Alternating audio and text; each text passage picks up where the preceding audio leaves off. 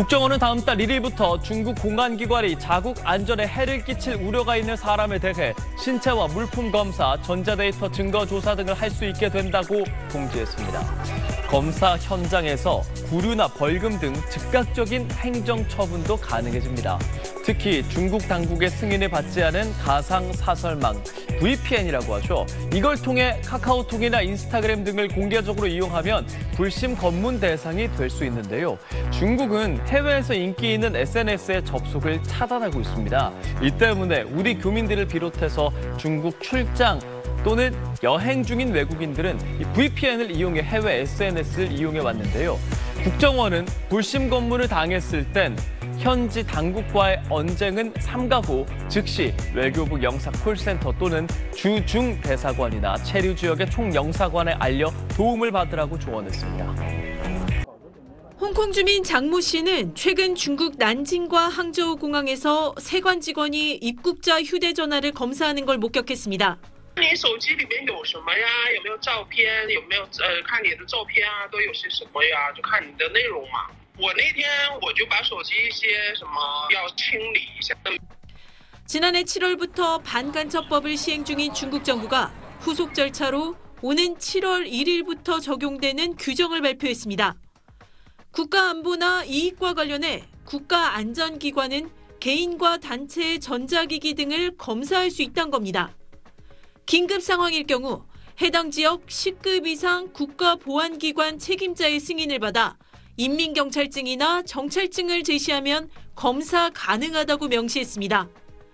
중국인뿐 아니라 외국인도 공항 등에서 불시에 검문받을 수 있게 된 겁니다. 문제는 긴급 상황에 대한 구체적 설명이 없다 보니 자의적 해석과 남용 우려가 나오고 있습니다. 完全是与这个宪法这种尊重公民的言论自由是相违背的. 오는 7월부터 시행이지만 선전과 상하이 등 일부 지역에선 이미 무작위 검사가 시행되고 있다는 경험담이 잇따르고 있습니다. 刚刚我过中国海关的时候，工作人员居然查看了我们的微信群的聊天记录，不知道啥情况。 지난 1월 다이어리에 부착된 세계 지도에 타이완이 별도 국가처럼 표시됐다는 이유로 한국인 사업가가 공항에서 억류되는 등의 예기치 못한 상황도 발생할 수 있습니다. 일부 국내 대기업에선 중국 출장자들의 이 휴대전화 소지를 어떻게 할지 검토하고 있는 걸로 알려졌습니다. 베이징에서 SBS 권란입니다.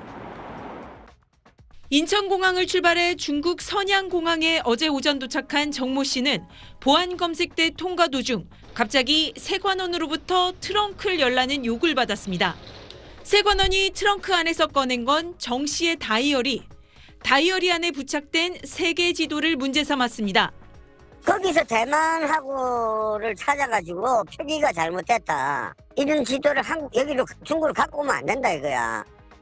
지도에서 타이완을 별도 국가처럼 굵은 글씨체로 표기했고 제1도시 타이베이는 붉은색 글씨로 표기해 다른 나라의 수도와 동일하게 보인다는 겁니다. 대만을 국가로 인정하면 안 된다. 그런 뭐 대만국이라고 하면 안 된다고 그 얘기를 나한테 했어요. 중국이 민감하게 생각하는 티베트, 시장 일대 국경 표시도 모호하다며 트집 잡았습니다. 세관원은 추가 조사를 해야 한다며 정 씨를 억류했습니다. 정 씨는 항의했고 1시간쯤 뒤 다이어리에 있는 지도를 뜯어내고 나서야 풀려났습니다. 정 씨는 30여 년간 천여 차례 중국을 오갔지만 이런 일은 처음이라며 분통을 터뜨렸습니다. 그럼 중국 사람들 한국 들어올 때 중국 지도에 동해하고 똑똑 표시 잘못한 건 전부 다 잡아야 되겠네. 선양 주재 한국 총영사관은 중국 측에 재발 방지를 요구하겠다면서 중국 입국대 논란의 소지가 있는 지도 휴대에도 주의를 당부했습니다. 중국은 하나의 중국 원칙을 내세워서 이 타이완을 독립국가처럼 표시한 지도를 엄격히 규제해왔지만 외국인까지 억류한 건 과도한 조치란 지적이 나오고 있습니다. 베이징에서 SBS 권란입니다.